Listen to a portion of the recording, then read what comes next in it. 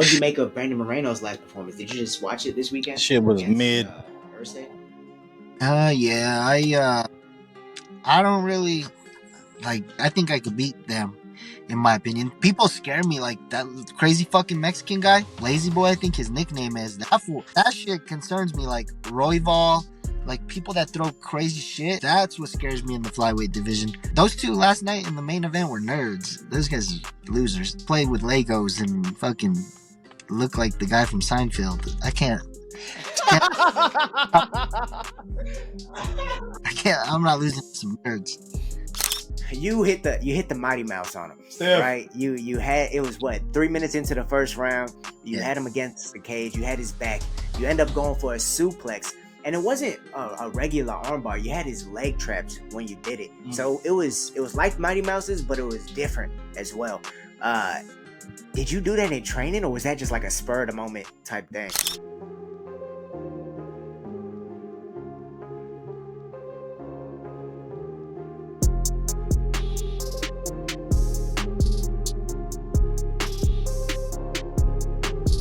And we back. God damn, man. It's been a minute, man. We haven't dropped the episode in about. Hold up. Let's make this official. Put the shades on, dog. Let me put the shades on. Hold on. There we go. We gotta make it official. You feel me? We're back, dog. The will is the way. Man, the way it is. Back like it never left. Yeah, man. So episode 69, 68 was recorded. Yeah, like I said, like a month ago. We haven't recorded in a month. Well, I guess we should let the people know what's been going on during all this time, man. Man, your boy had to go back to the Arkham Asylum. Your boy was in the hospital yet again. I had to get some more surgeries, but we prevailed. But once again, we back on the cane. We had another small setback for a major comeback, but here we are, still breathing, still black, still breathing, still looking delicious. You know, I got a little bigger. You know, I look like a now. I look like Theodore right now, but we ain't gonna talk about totally it. Natural, We're gonna get back to the gym. But yeah, bro, we back. It's been a month. God damn, bro, it's been a month. We had some good shit going in MMA, man. Honestly, the last month we had your favorite fighter get whooped. Pereira lost.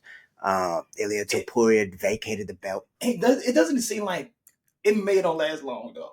You can only don't last long. It don't last long, and that's the thing, man. Going into that fight at 313 that Pereira had, I was like, man, this is him at the top. This is him at the top of his star power. He was hurt. This is him at the top of his star power. Say it. You're not saying whatever. He was hurt. We're not even talking about okay. Right all right. now, All right. Okay. But I'm just saying, like, this was him at the top of his star power. And it's always when they're at the top of their star power that they fall. Right. And this is also a match that we've been wanting to see against him for the longest. And so it's something we got to see. But we're not even going to get into all that right now, just because we also are having a very special guest on the podcast today. He is a member of the Villains, right? Sir. This is the problem he who shall not be named. Hey, don't say his name lightly. Iyean Varela.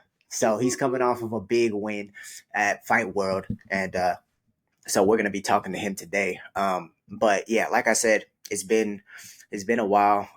Appreciate all you guys for tuning in and everyone who continue to support and send wishes towards T Will. Yes, because it is frustrating, right?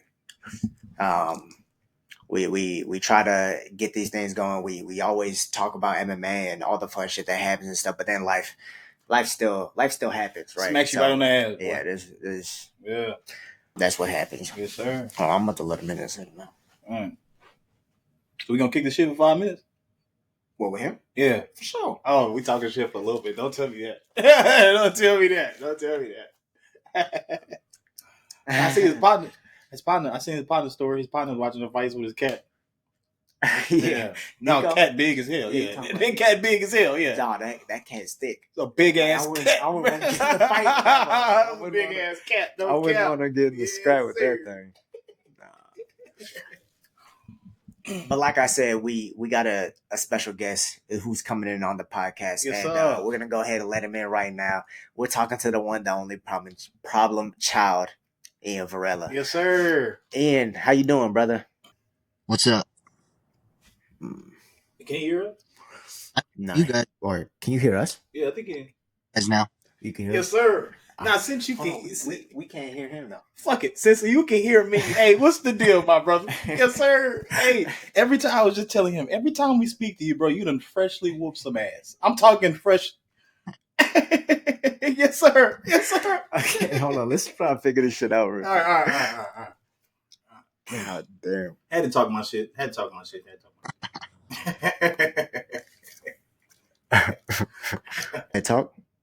What's up? Girl. There we go, nigga. Oh, man. All right, we Yes, live. sir. Yes, sir. Okay. Ian, brother, how you been, dog? It's been a minute since we talked to you. It's been a little minute. You were coming off of your last fight at Fury. It didn't go your way. You had a little bit of damage that you were going to deal with before you stepped in the cage again. And now you had maybe the biggest win of your career, or maybe every win feels like that, man. How you feeling after this last win that you just had? I feel pretty good. I took no time off after Micah, honestly, and just started training again. Yeah. Oh, but you had the broken nose, so you had to take a little time off. How did that work?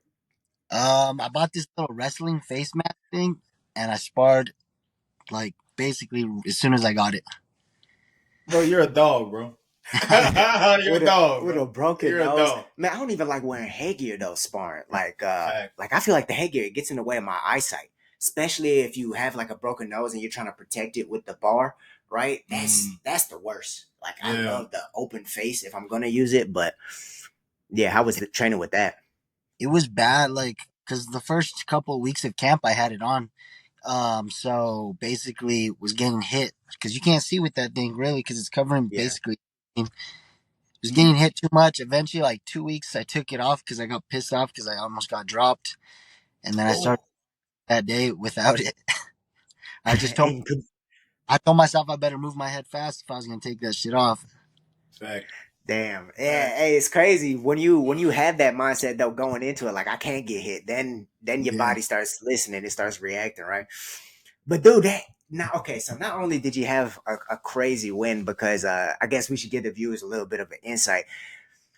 You hit the Mighty Mouse on him, right? You had it was what 3 minutes into the first round. You had him against the cage. You had his back. You end up going for a suplex, and it wasn't a regular armbar. You had his leg trapped when you did it. So it was like Mighty Mouse's, but it was different as well. Did you do that in training, or was that just like a spur of the moment type thing? Yeah, I had practiced it a couple of times, and it's funny. Ray, my coach, is the one that got it done to him, and every single time I tried it, I like you little fucker. Like he was just a little pissed. Thought I was doing it on purpose, but I took a little rib injury before the fight, and I knew I had to hook that leg when I got that armbar because when I tried it in training, all they were doing was rolling through when I would do it. So I had to hook that leg. That's fucking clean. Bro, you had the dude confused. He looking away. He like, man, what the fuck? You like, what happened? You also, I want to be too, dog. Like when you're in midair like that, the reason I feel like it's so devastating that it actually does get some people is because when you're in midair like that, you're worrying about how you're gonna land. You're not even worrying about where your arms are. So if someone's already ahead of you, trapping it like that, that's fucking insane. Gotcha. But how about the fucking irony though? Your coach is Ray Borg. It happened to Ray. Was he in your corner when you did it too? Yeah, of course. Or was he watching?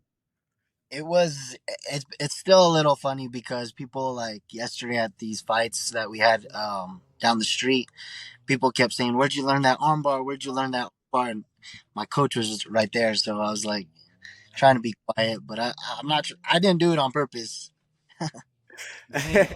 You did do it on purpose. That's bullshit. That's bullshit. Nah, but that's pretty fucking cool. So yeah, obviously we all know the differences between wins and losses, man.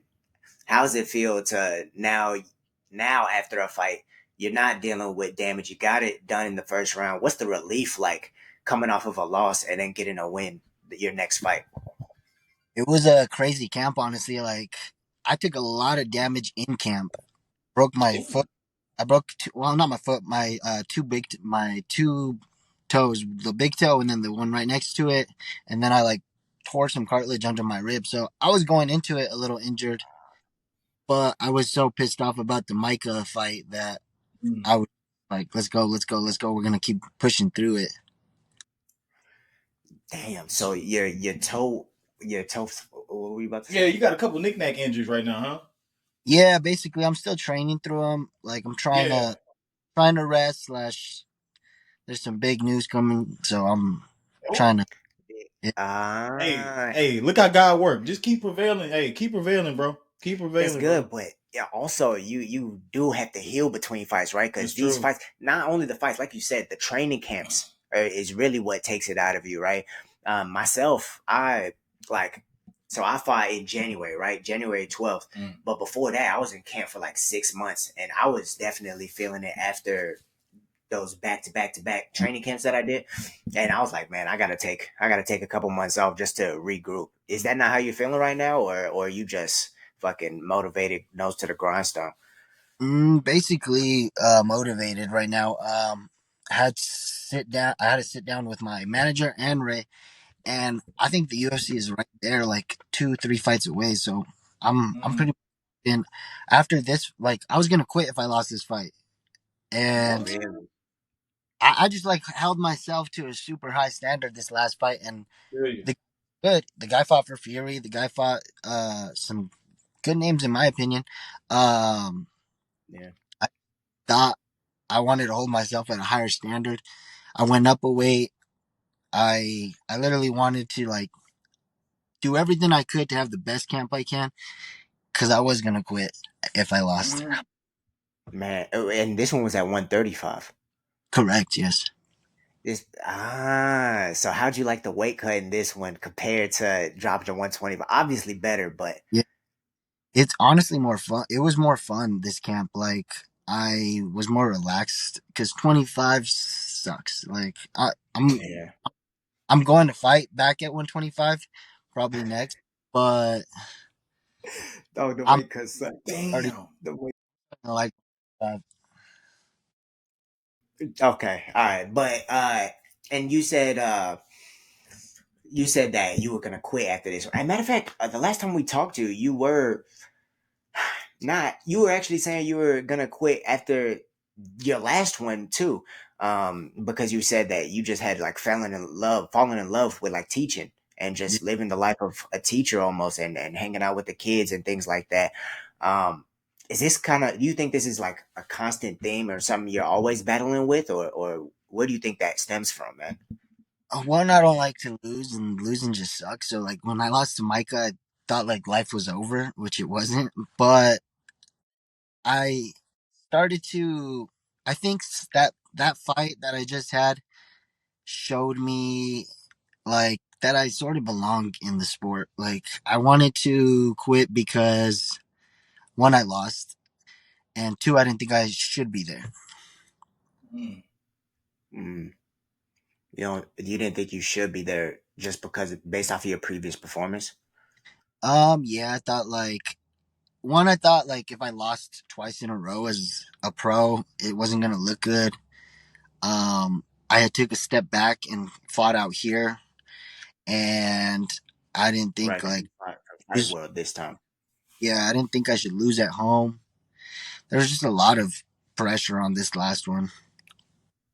Man, people don't realize that there are, like, you try and keep it as emotionless as possible when you're in there fighting, and not necessarily when you're preparing, because you sometimes you need that to push you, but you try to keep it as emotionless as possible. Mm. After the wins, after the losses, you try and stay neutral. But man, people really don't know what your mind Ain't no goes way. through after a loss, man. Ain't no Because way. not only like for like amateur fighters, because their circle like could look at them differently, or maybe they're focused on that. But also, you have a bit of following. You have a lot more than most people on the local scene, and you see, like, after your last fight, people unfollowing you and shit like that, and even Mm-hmm. without the attention, it's just, damn, I know I could have done better. I Yeah. prepared my fucking hardest. I know I was in shape. I could have done better. Why didn't I perform? right? And you get all these questions going through your head. And yeah, people don't see that side of it often. They just think, oh, he lost. Okay, he's gonna come back better. Maybe he won't come back at all, right? Yeah. Maybe he won't come back at all. It's man, and that's why I have so much appreciation when watching these people, because I do know that any fight can really be your last. You gotta think though, those losses prepare you for something that you can't even see. Because we talk about always my favorite fighter is Iyean Pereira, right? Yeah. The guy Pereira, correct?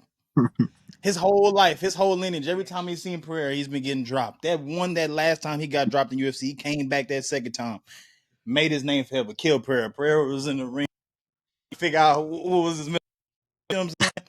Those losses prepare you for something you don't even see yet, though, bro. I know in the moment you just can't see it because it's in the moment, but it's something that's you know. It fucks with you mentally. Like, you busting your ass, you're not hanging out with your friends, you're going to the gym, you're not drinking, you're cutting a lot of so much fun out, especially with weight cuts. Can't even eat. So when you lose and you put everything Yes. into it, it's like, Yeah. fuck, why am I here? Why am I alive? Basically. Mm-hmm. Yeah, exactly. I feel you. And then after the wins, you see how it changes, how it shifts. The motivation, the respect you get from your comrades and people who've done it, who reach out after the wins rather than the losses, right? You see how all that affects you. How's it been? I guess on the outside of your gym after this win. It's been good. A lot of people have like noticed me from the armbar. Everyone talked about it obviously after. But ever since I broke my jaw, I don't really care about what people think, win or lose. I literally do it for me to, like, it's only for me at the end of the day. That's what Yeah. helped me fight, because I was worried about like how, like, basically making my stepdad happy, making my coaches happy, making my friends happy. But then I like stopped in the middle of camp and I said, fuck, I'm not here to make them happy. I'm literally basically here for me. Mm-hmm. Yeah, and it is the most selfish sport Yeah. that you can get into. But yeah, you so backtracking a little bit. You were eager to hop on the pod. You say you have a lot to talk about. I know that you were hurt in this training camp. Was that what you wanted to talk about, or is there something else as well that you would like to talk about? I know you mentioned some big news earlier that could be coming. Yeah. There's Let us in a little bit. Hey, wait a minute. Hey, look. so there's some big news. Maybe it's not for Fury, but it is for a big show that's like building themselves up. It's called CFC in El Paso, Texas. Um, I think they're a really, really good show. Obviously, after this, no matter, I want to go back to Fury and try to get back to get to the UFC. But I getting a rematch with this guy if he wins on Saturday, and it's for a belt. So that was the biggest news. It's not out yet. Yes, sir. I saw posters yesterday because I saw the promoter and he was showing me the posters already. But obviously that kid has to win. But if it's not that fight, it's back to Fury. We already talked back to Eric and he wants me back. So it's the title fight Man, or dude. that. Yeah, getting revenge. It's lining Getting up. revenge. Would this be your first rematch ever in your career? Correct. So it honestly makes it. I saw the guy that I'm fighting yesterday because he's from El Paso. So El Paso's not that far, and there was fighting from El Paso. I just I told myself I would never rematch anybody. Well, one, I wouldn't rematch nobody that I beat. Fuck. But a rematch that I lost that I think I could get back, that I know I could get back actually, for a belt too, in front of his hometown. I'm pumped up to like take him out in front of his hometown because that's what he did to me. He took me out in front of my hometown. For sure. For sure. Okay. Man, I wanna make a guess at who it is, but I don't know. You say it's happening this weekend, huh? Yeah. So you guys remember Nico,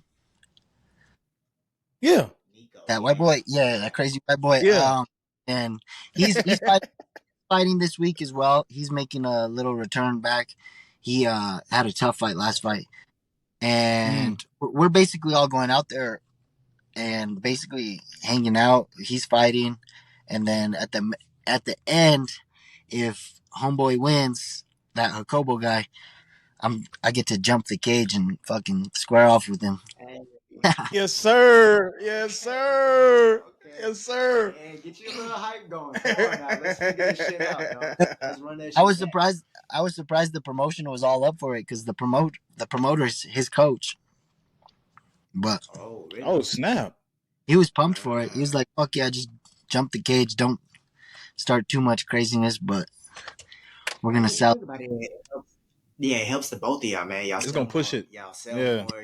Y'all get paid more, and you know how that works. And it's gonna go viral too. Jump the cage, do a backflip, do something crazy. It's gonna go viral. Yeah, easy money. Yeah, for sure. Well, it was funny because I was being nice as fuck to him yesterday, and then my coaches were like, "I thought you were gonna be mean to him." I was like, "I am. Just wait. I'm tricking him." Yeah, for sure. Switch, dog. We gonna flip the switch. Thanks. Yeah, and also it's I think it's cool that Fury's letting you do this too. Like, you know, you still have your agreements with them that you're gonna be coming back and things like that, but they're letting you take these other fights at other promotions that could be good opportunities for you and your career, right? For sure. And it looks good on them. It looks good on them, honestly. Like I go win a belt and then I come back to the promotion. I can maybe do a champ versus champ thing. Like obviously it wouldn't be my belt on the line, but I'd bring that momentum of me being a champion in another promotion to Fury. Would sell my brand, sell everything a little bit more, which I want, obviously. And then when you make that push to the UFC, the resume is gonna be impeccable. It can't really. Do you care about belts and all that shit? Like belts, medals, and all that stuff? Like, do you care about the hardware? Do you care more about like what it means? Yeah, like I have so many wrestling medals that I don't even know where they are. I wrestled since I was like old, so I don't know where 90% of them are. I've saved like the big stuff. Like I got a little medal when I won my pro debut out here. I really don't care about that. Obviously, the goal is to get like a PFL belt or a UFC belt, and obviously it doesn't matter. Right. Yeah. No, for sure. I mean, shit. Honestly, I'm in it for both, dog. I give a damn. The hardware, look. I give a damn. Look, I went to a jiu-jitsu match with him and I went against the girl. I choked the ass out so fast. I got a gold medal. I still got it in front of my room. It's swinging right now.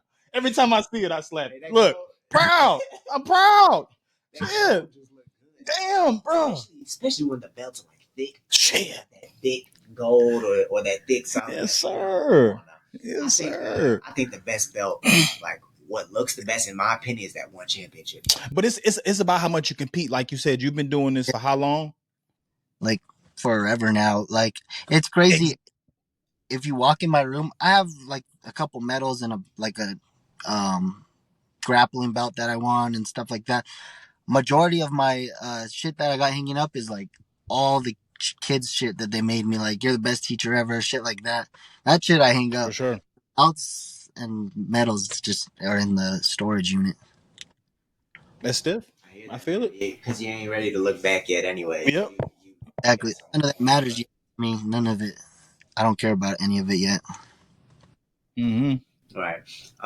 So Mike Tyson, right? He has this quote that I like, where he talks about his come up and the difference between him and other fighters who were maybe even better than him in the gym, right? And he talks about how he just like kind of never gets discouraged, right? Even when he got knocked out as an amateur or something, and he lost or people beat him up in the gym, he just never got discouraged. How important do you think that is for a fighter? Because you just talked about maybe this was going to be your last fight, so maybe you even felt some of that discouragement. But now that you're coming off this win and you saw how everything panned out, how important is that for a fighter? It's important because I know I'm gonna lose again one day. Might lose a couple of times, but my favorite fighter is Charles Oliveira. Basically, like if that fool's lost like 20 times and he's still the champ. Like, I think his story is like the best story, and if I can get anywhere close to that, that's good to me. Mm-hmm. It is. Right. Yeah, I basically. feel like as long as you, Bro, he's one of my favorite fighters. No cap. Charles, that's everybody's dog. That's your favorite fighter. Bro, I ain't even gonna lie. Like, that's crazy. That's crazy. Hey, Yeah. I know Crazy. you've been out for a minute, Bro. but that's everybody. Bro, Charles. Ain't nothing changed. But No, first of all, no, but we all know people like Charles because Charles is dangerous. He hurt people. Charles hurt people with everything. Charles gonna hit you with an elbow, hit you with his head if he could. He's a dangerous person. That's why. Yeah. Nobody care about him losing. nobody care about that. Yeah, nobody care about that. And there's also another thing that kind of goes along with that. It's not about who's the best. It's about who's left in this game. Because man, there's so many good people, and they might break their jaw like you did in the amateurs, and then they're like, "Fuck that shit. I'm gone. I'm just about to go. I don't know, work a desk job or coach or money some other Yeah. way, some easier way. Because man, there's a lot of easier ways to make money. But yeah, it's about who's left, not who's the best necessarily. And I took honestly some hard ass shots in that first fight. I mean, this last fight, and I didn't think it was going good because I picked him up and I felt my rib like sharp ass pain. I was like, fuck, because I tried the armbar like right away. That shit fucking hurt. He kicked me. He kicked me in the head, rocked me a little bit. I took a knee to like just get my everything back. I just knew. Yeah. I just knew how bad losing sucked. So I knew all those hits to my head and like that was not gonna hurt compared to the loss. Man, yeah, and the fact that you actually did you feel it when you suplexed him as well in your rib? Yeah. So I had taken him down the first time, and he stood up, and I went for it because I knew I was gonna get it. I didn't know if I would tap him out, but I knew I was gonna get it close. And the first time I did him up, my rib just like burned, and I kept missing. Because it was like starting to hurt. I couldn't like overextend on any punches, and I was getting a little worried, so I let him kick me so I can like grab his leg sorta and pull him in. That's when I got his back to the fence, I knew I had to just go all out. Like I was hurting too much to still be in there for 15 minutes. And that's crazy. Damn. Man. You know what that takes, man? That takes confidence because that's a similar situation to Sean O'Malley. I don't know how much you got to grapple during this camp because of your rib injury, but he was saying when that cartilage messed up in his rib, that he wasn't grappling at all. That was right before the Aljo one. That's why. That's a bad idea too. And that's against the grappling. Yeah. You know, I don't even want to get touched. Right That's now, a bad idea. Right. Yeah. And you yourself are a grappler, so it's like, how does that even? You have to have some kind of confidence to still go in there, knowing you're gonna have to grapple, right? I knew I was gonna like. I thought I wanted to do it on the feet, but he was pretty fast. The gym he trained at, they strike a lot. So I expected like him to be better on the feet than what I watched.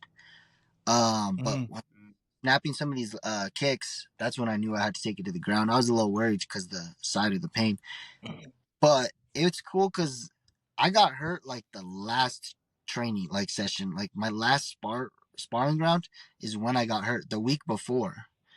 So damn.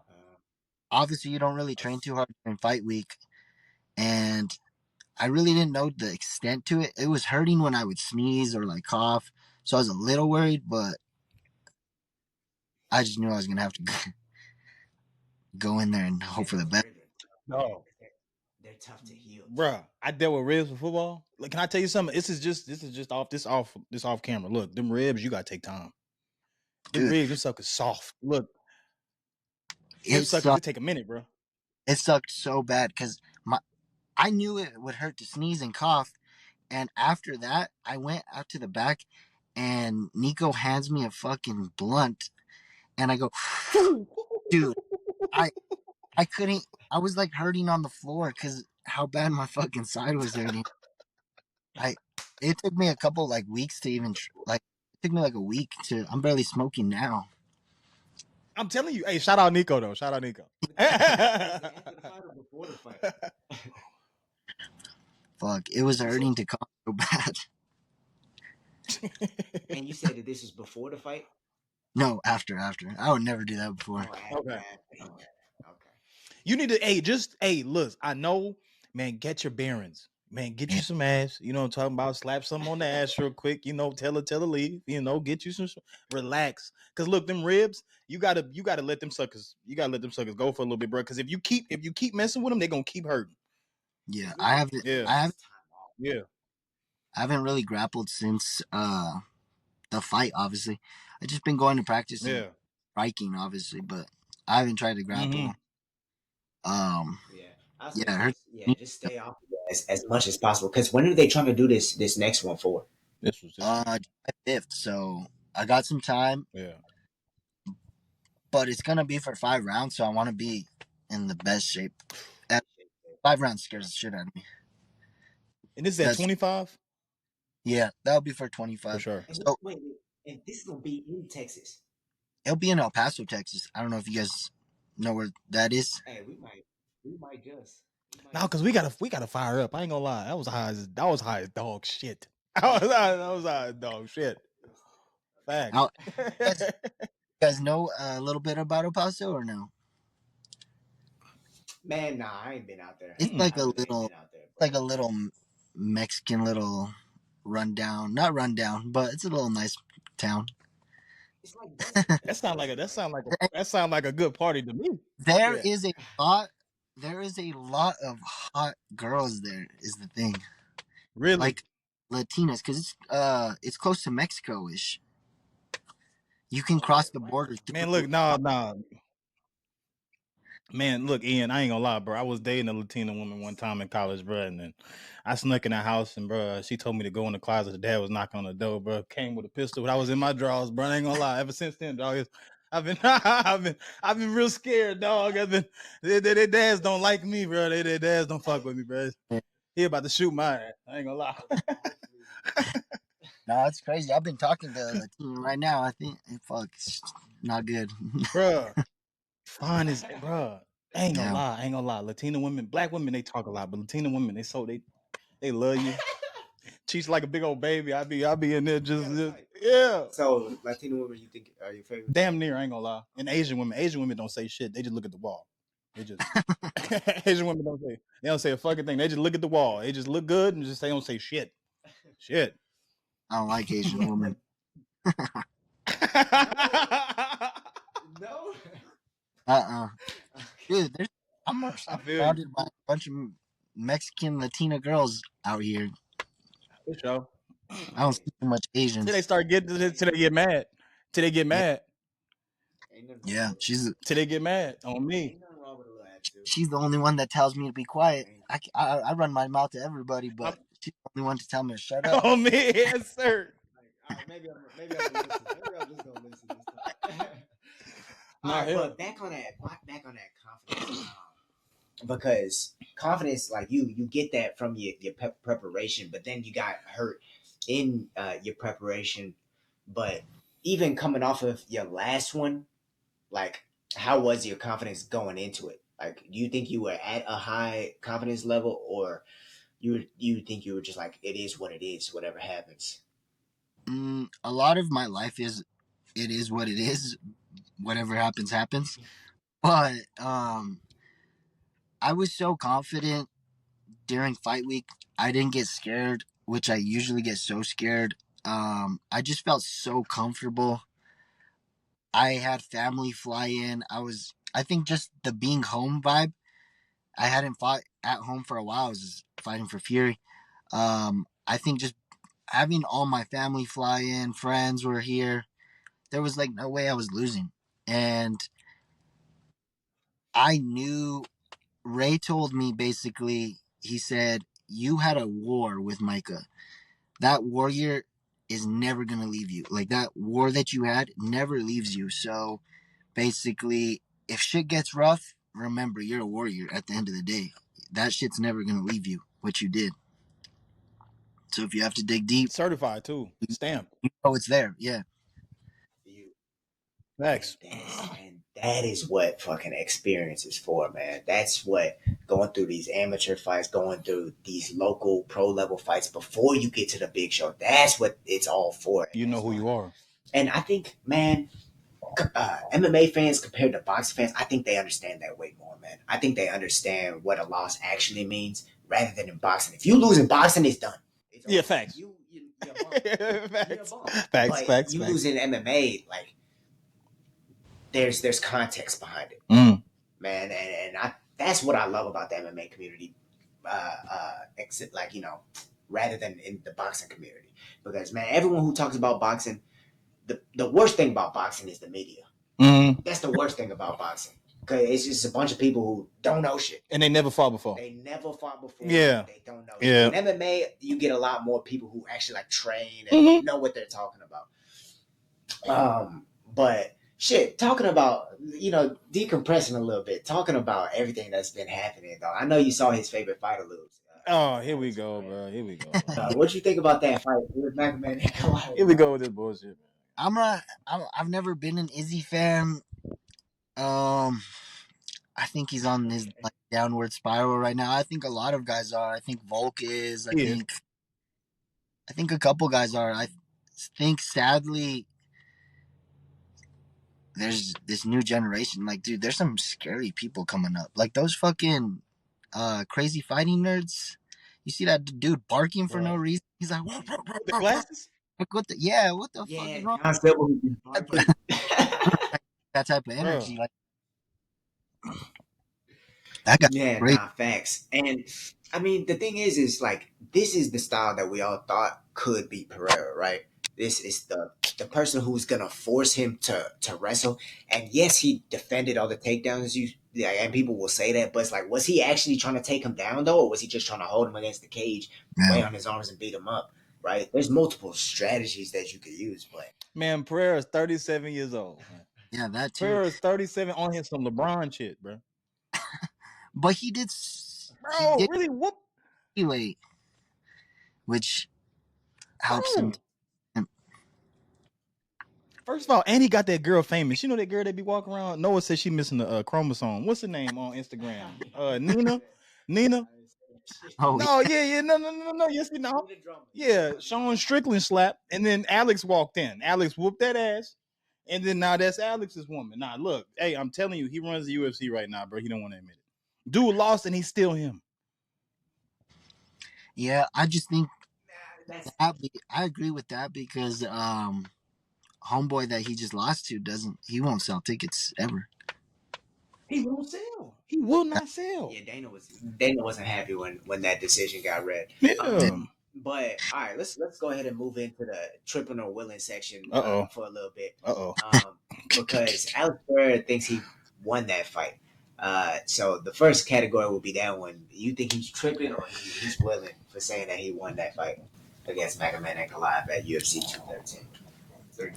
I mean, Pereira should have just knocked his ass out. So I guess he's tripping because he has the power to. Drop his ass. Drop his ass. That's why it's hard to go to the judge. And so it's like, man, let me. What you get when you go to the judges. Bro, them Russians, bro. Have you noticed they all like look alike type shit? Like, have you noticed they all got the same beards and shit? Yeah. What are you trying to say? Bro, like, do they fuck with their cousins? Like, why they all strong and fight bears and all look alike and shit? You not beat. Look, it's hard to beat them with the beard. Them Rush, bro. It's hard to beat them, bro. It's hard. You got to drop them. You can't. First, we're not going to the ground. Yeah, that's why I think it's so. It's so surprising. Marab took one out. Yeah, what he did to Umar, bro. Yeah. And you was talking Umar. I remember that. Marab. The way he dealt with Umar, that shit impressed me too. And I think he out wrestled him and played the audience perfectly. Yep. Marab and Armin and Topuria are all from the same place, right? Like Georgia or something like that. Yep. Maybe they're gonna beat out. Armin's not from Georgia. He's from Armenia. But yeah. Armenia. All right. Yeah, I thought they were all from like Georgia or something. But yeah, They were. yeah. Ilya and Marab though are Okay. they're now both Georgian champions. Bro, I ain't gonna lie, Ilia is fucking. That's a fuck. Bro, I ain't gonna lie, I wouldn't see dude. I wouldn't sign that paper. I ain't gonna lie, that's a mean ass dude. That's a mean ass dude, bro. I ain't gonna lie. Ilia Topuria. I think, in my opinion, this is just my opinion. I think he's top 3 in the UFC right now, skill wise. Right. I think there's obviously Islam Makhachev, right? There's Ilia Topuria, and then the 185 dude, and then obviously then John Jones. No, 185 guy. He's coming up right now. The grappler, the Russian guy. Hamza? Dog, he's the best dude probably right now in the UFC. Everybody, he's the best one in the UFC. Nobody talks about it. Hamza? Or why do you think he's missing an opportunity. That's the only thing he needs is an opportunity. If he gets the opportunity, he'll show you. He just hasn't had the chance. If they give it to him, he'll show you. Dog, he's the coldest dude. Bro, he's tossing dudes around like they ain't shit, and they professionals. Yeah. I think that Drake, that African, that South African, the champ at 185 is good. Drakus is good. But yeah. He is. Yep. He's fucking tricky to figure out, dude. Mm-hmm. I think he has a lot of experience striking. Yeah. He reminds me of George St. Pierre, honestly, like how he's just well rounded everywhere, basically. Yeah, he's a more fucking reckless version of George St. Pierre. Good at everything. Actually, matter of fact, he actually calmed down for this last one. He kind of calmed down, slowed everything down. You could see him actually like pick apart Sean Strickland in his last one, actually. Yeah. Oh, he's talking about Drekus. Drekus, the one that I don't be talking about Drekus. Drekus winning be kissing his brother, dog. I don't be talking about Drekus, bro. I don't be, yeah, dog. Why are you tripping, dog? Why the hell is the camera showing me keep kissing his dad in the mouth? What the fuck? What the fuck is going on? What the fuck? His dad probably showed him the piss on the toilet. You sit down. The fucking sweet ass shit, bro. That shit is sick. Moving on. My bad, y'all. My bad. Go ahead. Going on to Henry Cejudo, because he's also another one who fought recently. He fought against Song Yadong. There was that whole controversy with his that whole eyepoke situation. Mm-hmm. And rather than listening to what the media says and things like that, I think it's better that we take it from someone who's actually been in situations like that and has fought themselves. So what's your opinion on that? Do you think Henry Cejudo was tripping or willing for not continuing the fight against Song Yadong? I've never liked Henry Cejudo, so I think he's been tripping since day one. I think he's man, damn. That's true. But at the same, but do you think that, because everyone's saying an older Henry Cejudo or a younger Henry Cejudo would have continued that fight, but that he doesn't have it anymore, pretty much. He doesn't have the drive to continue. And dude, honestly, I feel that because people have been I've been joking around. I've been saying, oh, I'm gonna have a baby with this hot ass chick that I've been talking to, and they keep telling me don't do it, Ian. You are you can tell Henry Cejudo, he got his way out. He doesn't have to get the belt no more. He has money. He's gonna take the way out, in my opinion. That was the best bet for him to get out of that situation instead of losing. Yeah, because it wasn't going his way, and he had 2 rounds left with a killer. Nigga, you gotta think. This nigga outside, he got a porch with a big ass TV, a barbecue pit, 2 big ass labs, a fucking water fountain in the back. Nigga, my eye hurt. Hey, I'm calling the white flag. Yeah, I'm going home. Basically, it's crazy to see Dustin Poirier or Charles Oliveira still doing it, and those guys have family. I guess they're one of a kind. I guess they still have a drive though.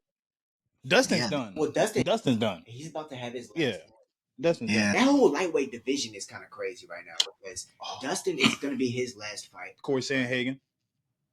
What? That's a different division, dog. That's a whole different division. You see this casual dog? God, don't talk. Corey Sandhagen broke his hand, bro. I was just throwing it out there, bro. Yeah, that was my dude, bro. I was talking about the killers. All right. Yeah, don't listen to the dude, bro. The whole situation, Dustin's gonna be his last fight. Ilia's new to the division, right? He's kind of fucking this whole thing up for everyone because Charles Basically. was supposed to get the title shot after Michael Chandler. Yeah. After beating Michael Chandler, Charles was supposed to get that. Mm. Max Holloway's now in the division. Confusing. It makes It's confusing. a whole clusterfuck of the Yeah. division. And who would you want to see fight Islam next? I wish it was Armin because he had the closest fight with him, but Dana's obviously pissed off at him for the last situation. I'd say Charles because I'm a Charles fan, but Topuria is gonna sell the tickets, and he's a mystery in the division. So like, you don't know if no one knows about his grappling much either. They say he can grapple pretty good. So what if he? Hey, I know about his grappling. Yeah, I know about his grappling. Hey, I know people who know. Hey, Ian, I ain't gonna lie. He kind of cold at that shit. I ain't gonna lie, bro. yeah. I ain't gonna lie. He cold. Yeah. So he's just like a mystery tosser. Facts. Yeah. Facts. Yeah, now he is because I mean in his earlier fights, right? He won like 7 out of his 8 local fights by choking people out. Yeah, by submission. He has a nasty like front headlock series that he runs. But yeah, then he started knocking people out. He started knocking everybody out. But he did have a fight at 155. People forget against Jai Herbert. That was when he got dropped by that head kick. Yeah. I don't think I don't think Islam has like some knockout power is the thing. So I think he should, as long as he can deal with the range and the strength of the grappling, I think he could do good. Dude, for real. And just a little insight on that grappling. Gilbert Burns. We know who Gilbert Burns is, right? Yeah. He said he seen him like the first time he seen Ilia Topuria and knew he was always legit. talking about this shit, bro. Yes, I always talking about this shit. Is bro. crazy, dog. Pretty much, he was just he saw Ilia Topuria.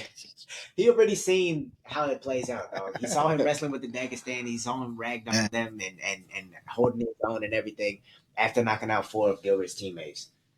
That shit's crazy how he knocks his fucking teammate. Like, I've seen that dude spar like on Gilbert's teammates, not his own teammates. No, but have you seen how he spars people? He fucking drops people bad, Topuria. He doesn't go like it's mostly to the bro. Hey, nah, don't do that. Don't bro, Ian, bro. Look, I've been at the gym for 3 months, bro. I'm at the fight camp Friday, bro. I'm with Noah. I got headgear on, bro. Kicks me in my shit, rocks me, bro. I'm thinking I'm in Looney Tune land, bro. I'm in here drunk, and he laughing, bro. Start laughing, dog. I'm rocked. Hey, dude, yes. Then continue to whoop my ass. At that point in time, all telling you to keep your right hand up. We gotta teach you somehow. It's fucked Bro, up because I start doing the cha-cha. And they laugh at you. Yeah, man, y'all should train. Y'all should train. Yeah, that'd be fun. But hey, you talking about something that'd be funny.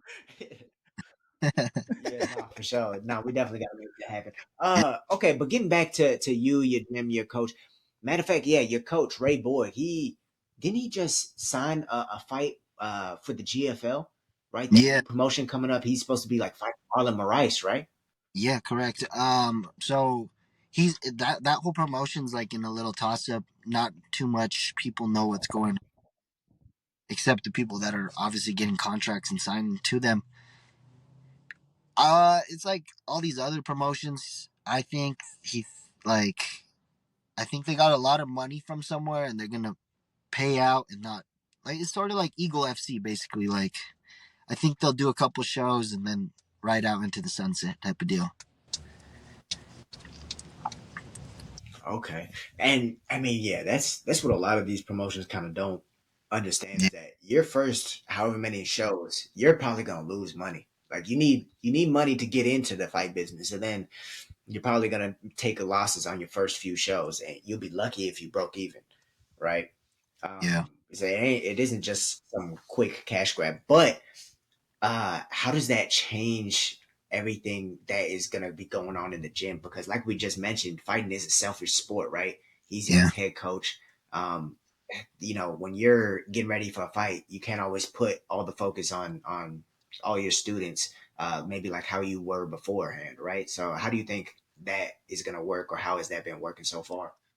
I think it's gonna help us a lot, like all of us improve because yeah, he brings his own coaches out usually for camps.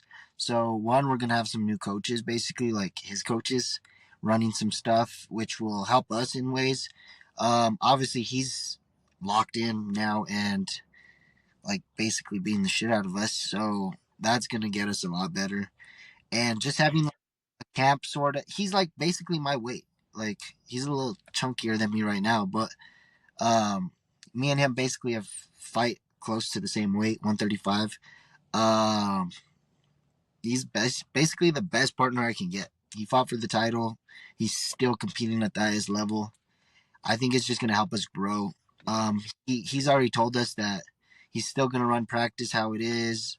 Once in a while, his coaches will step in, but I think it's just gonna level us all up, Right. basically.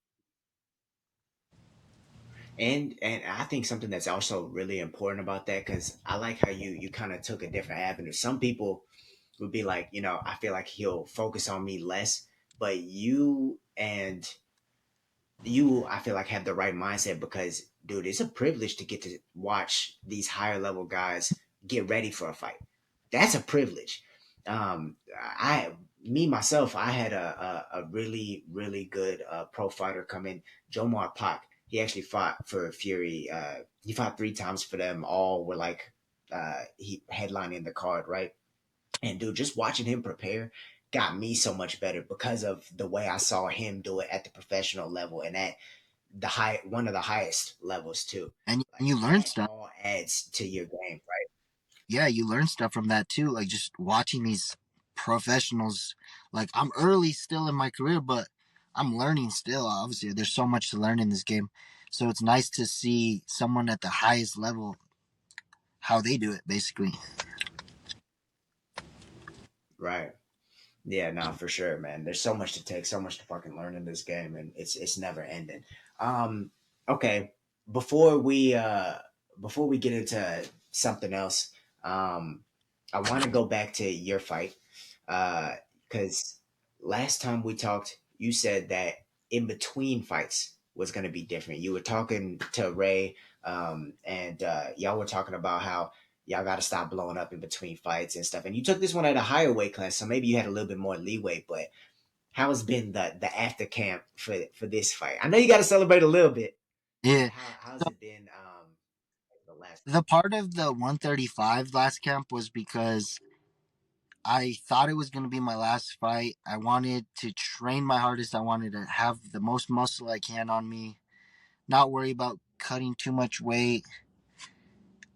I This last camp was probably the worst camp ever of my life. I stayed up late hooking up with Latinas and Yes, sir.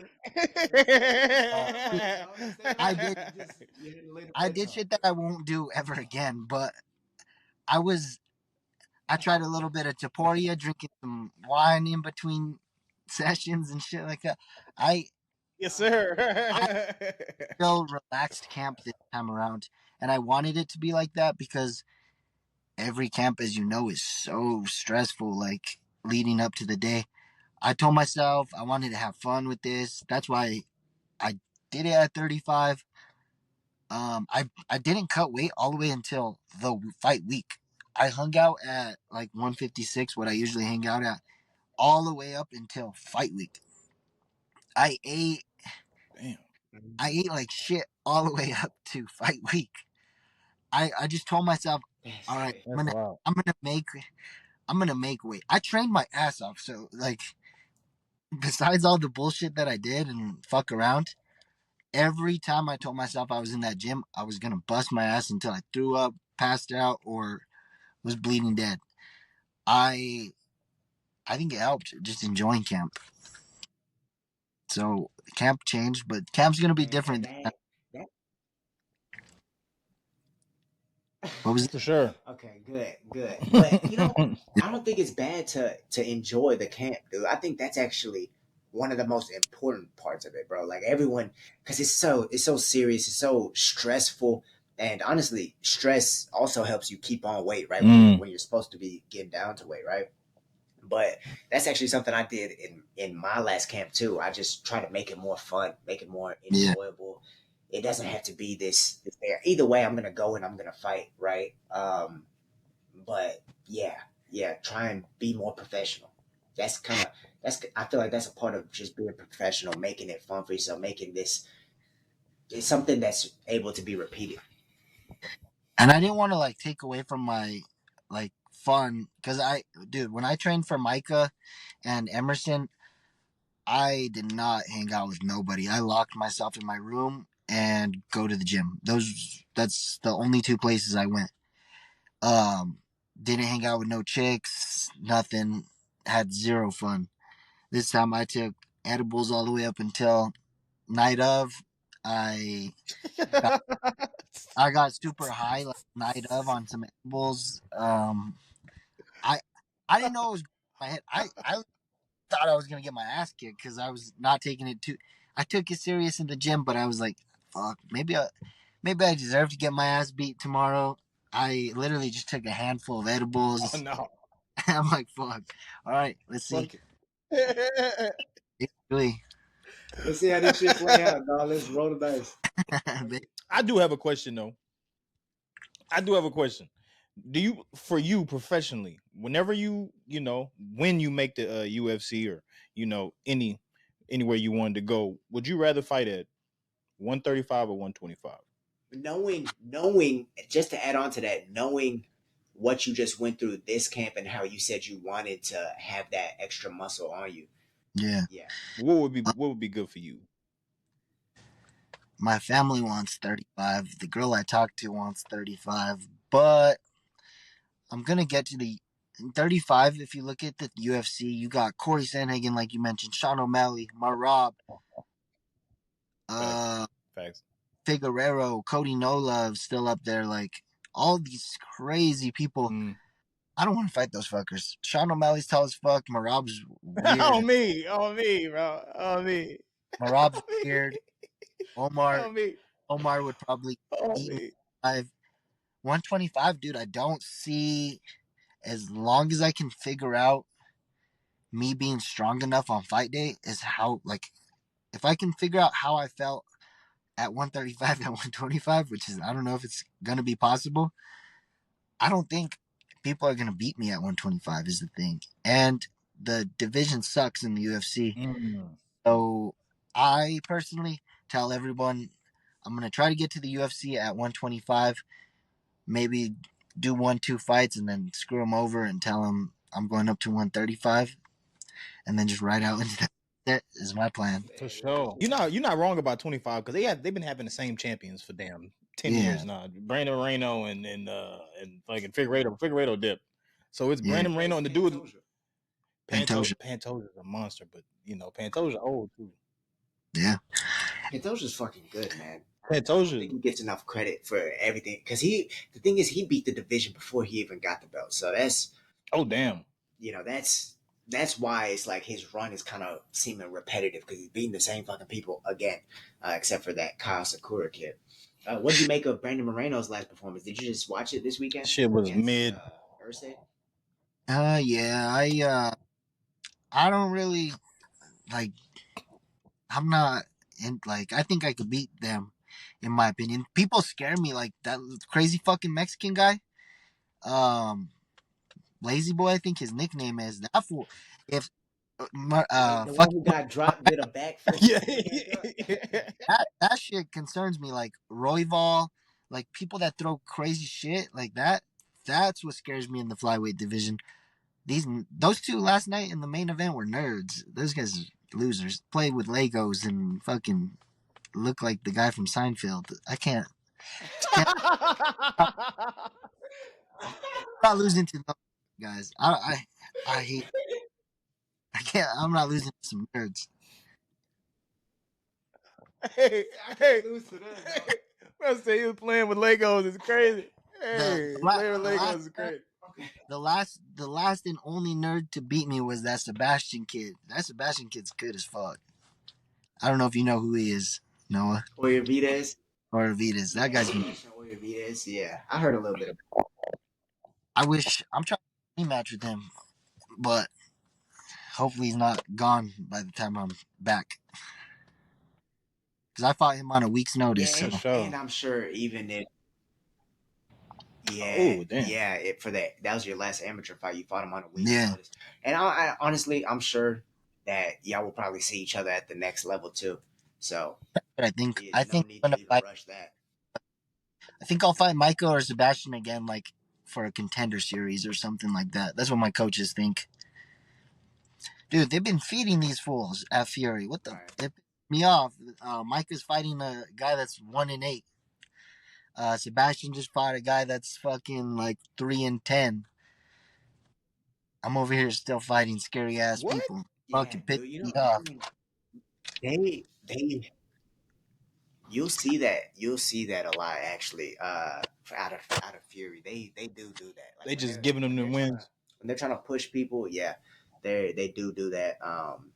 It's kind of, there's a Houston promotion. Do you know of the Elevate promotion I've heard of it. Yeah. in Out in Houston? Colorado. Yeah, Elevate FC. I feel like they have a little bit better matchups for their pro cards. I feel like it's a little bit more even because sometimes you could tell who Fury's trying to push and who they're not trying to push and things like that. And the matchups also say so.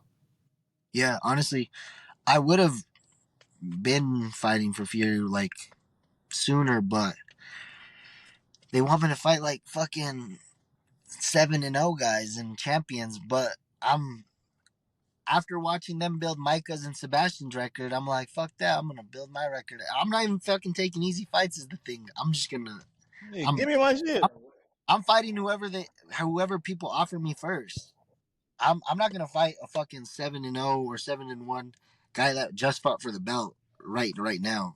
I need like one or two more before I do that. So I've turned down the same guy twice. No, facts. Hey man, it's your career, dog. You're looking out Like he has all first round knockouts except yeah. when he fought for the belt. I ain't Man, you fight that motherfucker when you ready. I'm not finna fight this goddamn dude. yeah, I ain't trying to get knocked out yet. Yeah, this dude done knocked out 7 people. Exactly. Hell me, bro. Fuck that. Fuck that. Bro, you ever been dropped before? Think about it. You ever been slept? I done been knocked out. And let me tell you, it ain't fun. I ain't gonna lie. You wake up and nigga, what day is it? Nigga, turn around, what time is it? I'm telling you. Oh, I remember what I was. Okay, I'm telling you. what I was about to get to now. So you were up there training with Cerrone, right, for his comeback to the UFC. Yeah, he's getting ready. He's supposed to fight International Fight Week. I don't know if he's told us his opponent yet, but he has his coming up basically every Monday, wow. so it's been nice. Nice, that's what's up. how are those sessions? I heard that it could be pretty grueling. Like y'all go. I heard Mike Perry talk about he was going tubing and stuff, and then they would come back and he would get his ass whooped, and he kind of groomed him for their fight like later. Dude, yeah, he has some like crazy shit. One, it's like out in the middle of nowhere on like some random ass farm, but he has some like little things like this sauna that gets so hot. That he got his. I never sparred him until the other day, and dude, it's crazy how good these guys are. Cause dude, he just flinched at me and I fell, and I felt like a bitch. But dude, they're on a whole nother level, and he's like fucking 195 or 185. So But they cold like that. dude, he kicked me to the body and just faked it, and I That's felt crazy. it. It's embarrassing. Bro. Dude, yeah. Bro, that's crazy. I ain't gonna lie, that's crazy. And you got to think about it, bro. He's a 55 or like a 70 now. He's near 85. Like he got on some shit after he retired or whatever, and then now he's back in the USADA pool. Damn. Or back in the drug testing pool or whatever. But like, yeah, he was already. Remember, he ended his career at 170, so he's already a big dude. Like, yeah, it's just there when they're big and skilled. Yeah. This next one's gonna be at 185 for him. He said. He's not cutting no weight. So it'll be up. Oh my. Them some big ass dudes, man. This is swole Cerrone. Oh hell no, dog. We about to Yeah. see some shit fly, dog. There's some big ass dudes. Nah, that's gonna be lit, man. Well, damn, bro. I appreciate you hopping on with us, man. It's always good to talk to you, and we always have a fucking good ass time. Congratulations on your last win, man. You put on a fucking highlight, dog. That's gonna be on the highlight reel. I'm surprised ESPN Top 10 ain't pick it up, dog. Because I'm waiting for the crazy. whole fight to come out, and then yeah, For send that sure. shit in, dog. Yeah. Because that's one of the craziest finishes I've seen, and I watch fights every fucking weekend. The fact that you picked him up, trapped the leg, and I can't even hit a regular armbar like that. So you really did your thing with that. But man, you know how we are over here, man. We wishing you all the best. For sure. Fucking hopefully you get that fight, that rematch out in El Paso. And hopefully we could be there too. When did you say it was again? July 5th. July 5th is the plan. July 5th. That's summer. Hey, I ain't gonna lie, Ian. We're getting fucked. Look, we're getting destroyed. El Paso, I don't give a damn. We're getting fried. We're getting fried. Dude, they're gonna boo me out there. They're gonna boo me out there. It's his hometown. For sure. Hey, Sure. dog. Hey, we villains anyways. Let them know, dog. Yes, sir. Let them know who the problem child is. We villains anyways. You feel me? But like I said, wishing you all the best. Thank you for hopping on this episode with us, man. And we look forward to talking to you after your next dub. Yes, sir. Yes, sir. Thank you, guys. Damn, hell of an episode. Hell of an episode, man. man. That was a hell of an episode. Hell of an episode. Fucking, we got to talk about a lot, man. Because it's the ups and the downs through this fighting career. I'm glad we get to talk about people who. I mean, we get to talk to people who've been in the UFC. We've talked to T-Rex, Terrence McKinney, shout out with his last big win. We've talked to Hurricane Ike Villanueva, a mainstay here in Houston, bare knuckle champion as well. Miss Chelsea Connor, yep, people on the big stage. But man, it's good I feel like to talk to these local fighters as well, because you get a more raw perspective of the day-to-day, what it's like when you're not making money, man. It's easy to fight when you're making money.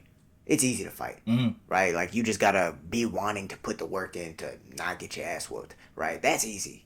That's easy to find motivation. But like, man, when you're working a 9 to 5 and you're having to prepare, like, it is your 9 to 5 or even greater, that can change your love for the game. You could love fighting, and that will make you not love it anymore, bro.